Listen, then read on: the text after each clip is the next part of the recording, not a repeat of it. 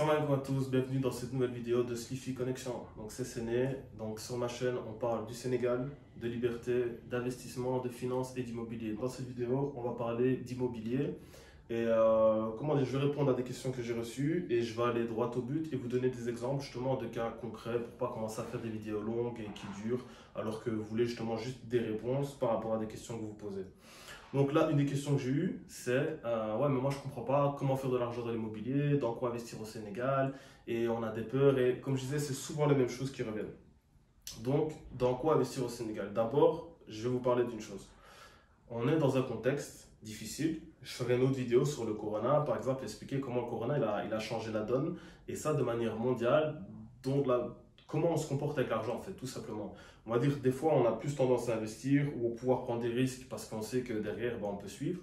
Et là on est dans un contexte qui est assez morose, avec des crises, des hausses de prix, etc. Et donc on le voit par exemple dans l'e-commerce, il y a beaucoup de chiffres que la tendance est à la baisse et c'est compliqué. Mais là, justement, je voulais expliquer une chose, ben, l'immobilier, comme d'autres valeurs, c'est une valeur refuge. Au lieu de laisser son argent, par exemple, sur un compte qui, de 1, ne rapporte rien du tout avec des intérêts, des pourcentages, etc., même des fois qui peuvent vous coûter ou qui sont à risque, vous pouvez perdre votre capital, comme on a pu voir avec ce qui s'est passé, par exemple, en Russie, ben, c'est peut-être plus intelligent, justement, d'avoir votre argent ben, dans des biens physiques, dans des matières refuges comme l'or, etc., ou alors l'immobilier. Et comme je disais encore dans l'immobilier, par exemple, le plus sûr dans l'immobilier, c'est un terrain. Si vous avez sécurisé vos papiers et que vous avez vos papiers, on ne peut pas vous voler un terrain, vous ne pouvez pas perdre un terrain, il ne peut pas brûler, il ne peut pas se casser. Voilà, c'est pas comme une maison où on peut avoir des problèmes ou des sinistres. On va dire le terrain, il est là, il est à vous, et à moins que ce soit la fin du monde, il ne va pas bouger si vous avez sécurisé vos papiers. Donc voilà, maintenant on va voir différentes manières justement de gagner de l'argent dans l'immobilier. Donc, encore une fois, comme je disais, votre budget, il va jouer. Si vous avez un grand budget, un petit budget, vous n'allez pas avoir les mêmes stratégies, ça ne va pas être la même manière de procéder. Et que ce soit en durée ou en bénéfice, ce ne sera pas pareil. Un exemple concret. Achat de terrain, revente de terrain. Moyen long terme. À court terme, à moins d'acheter en grosse quantité justement et de le vendre en détail, comme on le voit dans d'autres commerces, ce n'est pas possible. Un exemple, comme je disais, deux zones, Gaparou, Nguéring. Gaparou 2012, un terrain de 300 mètres carrés, vous le trouvez alors de 2 millions, en 2 et 3 millions on va dire, donc en 3 000 euros et 4 500 euros. 2012, donc il y a 10 ans. Aujourd'hui, ce même terrain, un Gaparou, il vaut entre 12 millions et 15 millions. Donc on est entre 20 et 23 000 euros, plus ou moins, je le fais comme ça, donc je n'ai pas fait les calculs. Grosse plus-value, donc voilà, c'est quand même énorme, vous faites x6, x7, mais comme je dis, ça ne se fait pas comme ça, c'est pas en un an par exemple. Il faut être patient. Il faut être visionnaire justement et aller dans des zones avec un bon potentiel de développement. Est-ce qu'il existe encore des zones comme ça? Bien sûr. Nguéring, qui est un petit peu plus loin qu'un Gaparou, elle suit cette tendance. Nguéring, 800 000 euros en terrain, 1 million en terrain en 2014, aujourd'hui entre 6 et 8 millions. Donc voilà. Un Nguéring, plus tard, c'est sûr et certain qu'on va atteindre aussi ces prix de 10 millions ou 12 millions. Des autres zones comme Nguékor par exemple, ou Diamnadio.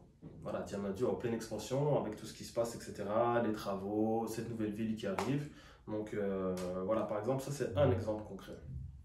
Deuxième exemple, comme je disais, par exemple, vous achetez 3, 4, 5 000 m² ou 1 hectare, vous lotissez, et on va dire si vous avez acheté en nombre, on va dire le terrain de 300 m² par exemple, ben, si vous revient vous à 2 millions et que vous êtes dans une zone où vous savez le vendre à 4 ou 5 millions, sur chaque terrain, vous allez faire par exemple 2 millions de bénéfices, on va dire 3 000 euros. Ça, c'est possible, justement, comme je disais, mais encore une fois, il faut avoir pris la bonne zone, avoir le budget déjà aussi pour acheter comment dire, en volume, et après pouvoir aller faire toutes les démarches administratives et les vendre en détail. Donc, c'est une deuxième manière de gagner de l'argent dans l'immobilier, par exemple, avec des terrains. Une des troisièmes manières de gagner de l'argent, c'est quoi? C'est en faisant construire une maison ou en achetant une maison et en la faisant louer en Airbnb. Donc, vous pouvez le faire aussi en sous-location. Au moins, vous n'avez pas tout cet investissement d'achat et peut-être tester justement la région dans laquelle vous êtes. Dakar, ça marche de partout.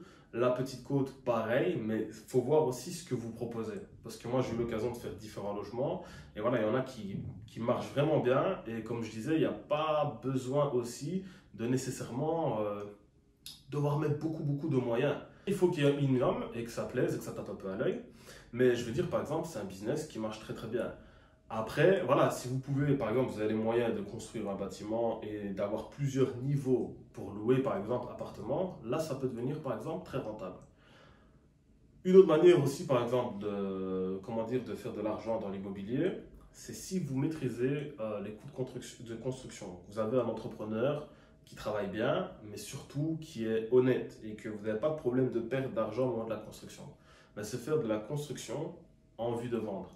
Il y a des groupes qui font ça ici et qui tournent très très bien. Là, les marges, elles sont très grosses, mais il faut s'y connaître comment dire, dans ce secteur, avoir des papiers sûrs et travailler avec différentes personnes qui justement touchent au cours de métier, l'électricité, la plomberie, etc., mais qui soient fiables. Parce que quand ça se passe bien, franchement, comme je vous dis là, vous pouvez faire des belles marges, mais quand il y a des problèmes, vous pouvez aussi vous retrouver avec des gros trous et un gouffre financier parce que justement vous avez perdu de l'argent avec des malfaçons, des choses que vous devez faire, le fait qu'on vous retarde, etc. Et c'est des cas aussi qui sont connus. Donc voilà, je vous ai donné quelques exemples. Donc si vous avez d'autres questions, n'hésitez pas, répondez en commentaire. Je voulais vous dire quoi? On a passé la barre des 1400 les slippers, franchement merci, ça fait plaisir justement de voir que la chaîne elle se développe.